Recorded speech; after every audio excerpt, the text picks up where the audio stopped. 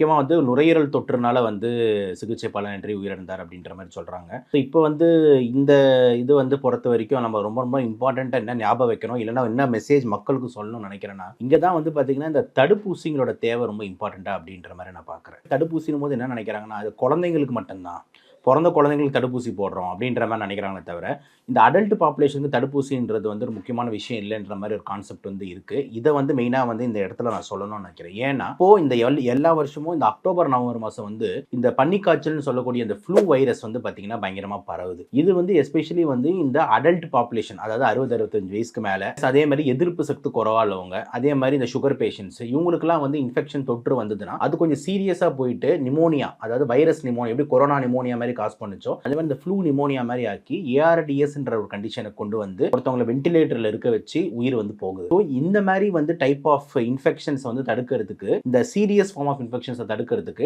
இந்த flu vaccine வந்து ரொம்ப ரொம்ப முக்கியமாக வந்து தேவைப்படுது. அதே மாதிரி வந்து நிமோனியா வேக்சின் ரொம்ப ரொம்ப முக்கியமாக தேவைப்படுது. இது வந்து ரொம்ப ரொம்ப இம்பார்ட்டண்ட்டாக சொல்லணும் அப்படின்ட்டு மக்கள்கிட்ட கருத்து. ஸோ மெயின் ரீசன் என்ன அப்படின்னா தொற்று நோய். அது வந்து இந்த சீசனில் வர்றது ஒரு காமனான விஷயம். தொற்று நோய் கொஞ்சம் வயசானவங்களுக்கு கொஞ்சம் சீரியஸான காம்ப்ளிகேஷன்ஸ் லைக் நிமோனியா லெவலுக்கு கொண்டு போய், அதுக்கப்புறம் அந்த நிமோனியா வந்து ரத்தத்தில் கலந்து செப்சிஸ் கொண்டு போய், அந்த செப்சிஸ் வந்து ஏஆர்டிஎஸ், அதாவது நுரையீரலே ஆக்சிஜன் கம்மியான மாதிரி ஒரு நிலைமை கொண்டு போயிட்டு ஒரு உயிரிழப்பு வந்து ஏற்பட்டுது.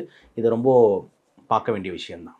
இந்த நுரையீரல் பாதிப்புனா அதை வந்து என்ன மாதிரி ட்ரீட்மெண்ட் கொடுப்பாங்க சார்? இல்லை, இப்போ நுரையீரல் பாதிப்பு அப்படின்னும் போது இந்த கேஸ் நம்ம ஜென்ரலாக தொற்று நோய் கேஸ் அப்படின்னு எடுத்துக்கிட்டோம்னா, நுரையீரல் தொற்றுனும் போது மெயினாக வந்து இந்த ஆன்டி பாக்டீரியல் ஆன்டி வைரல் மருந்து மெயினாக கொடுப்பாங்க.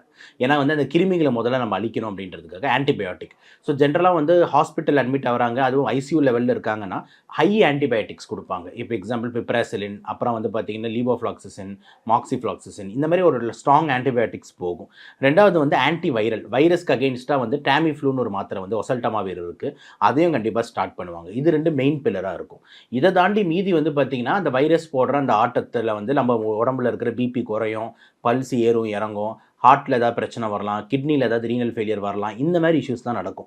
இதுக்கு வந்து பார்த்திங்கன்னா சப்போர்ட்டிவ் மேனேஜ்மெண்ட் தான். ஸோ இப்போ வந்து பார்த்திங்கன்னா கிட்னிக்கு இஷ்யூஸ் ஆகுதுன்னா நடுவில் டயாலிசிஸ் எடுக்கிறது பேஷண்ட்டுக்கு, அதே மாதிரி ஐவி ஃப்ளூயிட்ஸ் தேவைப்படும், அதாவது நம்ம குளுக்கோஸ் பாட்டில் ஏற்றுறதுன்னு சொல்லுவாங்க, அது நிறைய தேவைப்படும். அப்புறம் லங்ஸில் வந்து பார்த்திங்கன்னா ஆக்சிஜன் கம்மியாகணும்னா ஆக்சிஜன் வைப்பாங்க. ஆக்சிஜனை கேட்கல அப்படின்ற மாதிரி இருந்ததுன்னா பைபேப்னு ஒரு மிஷின் இருக்குது, அந்த பைபேப் மிஷினில் வைப்பாங்க. பைபேப்பும் பேஷண்ட் தாங்க முடியல கேட்கல அப்படின்றத வென்டிலேட்டர்னு ஒரு கருவி, இந்த ஐசியூலலாம் போனீங்கன்னா இந்த கீன்னு சொல்லிட்டு ஒரு மிஷின் கத்திக்கிட்டு இருக்கும், அதான் வென்டிலேட்டர்னு சொல்லுவோம். அந்த வென்டிலேட்டரில் பேஷண்ட்டை வந்து போடுவாங்க. வென்டிலேட்டரும் வந்து பார்த்திங்கன்னா பலனடைக்கலன்னும் போது கொஞ்சம் காசு வசதி நல்லா இருக்கிறவங்க எக்மோன்ற கருவிக்கு போவாங்க. எக்மோன்ற கருவி தான் வந்து நம்ம அம்மா ஜெயலலிதா அம்மா அவங்க வந்து இறக்கும்போது கூட வந்து இந்த அப்போலோ ஹாஸ்பிட்டல்ஸ்லேருந்து நம்மகிட்ட ஒரு அறிக்கை கொடுத்துருந்தாங்க, she was in ECMO for a long time அப்படின்ட்டு.